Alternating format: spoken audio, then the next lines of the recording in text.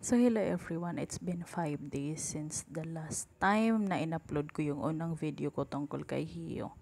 So, ito yung earn ko ngayon is quota na siya. Ang quota dito is mababa lang siya, no?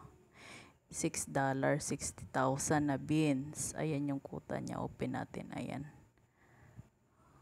$6. Sa akin, umabot na ako ng 10 USD.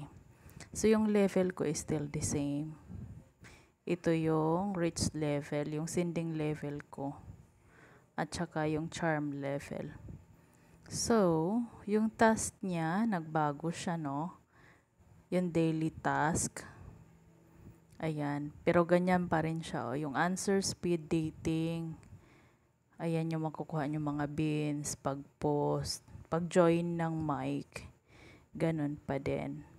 Sa live task, it was before 1,200 beans. Ngayon is 1,000 na lang sa isang oras na pagla-live mo. Dito guys, ang live dito is 1 hour lang. So kung gusto mong mag-earn, mag-live ka ng mag-live ng mag-live ng mag-live kung gusto mong kumuta. Hindi mo na kailangan gifter dito. Kung may gifter ka, you are lucky. Pero kung sariling sikap mo, kagaya ko, live ka ng live 24 hours. 24 hours. So, ito naman yung aking earn ngayong araw. Nung simula nung nag-withdraw ako. Then, USD na siya. So, iipunin ko muna siya. Tapos, i-withdrawin ko na siya pag umabot ng 20 USD. Yung verification center natin. Ayan. Ang kailangan nyo lang ipasa dito, guys. Itong verification sa pagmumukha. Ayan. Yung profile nyo, and then, video upload. Dapat kasi magka-match.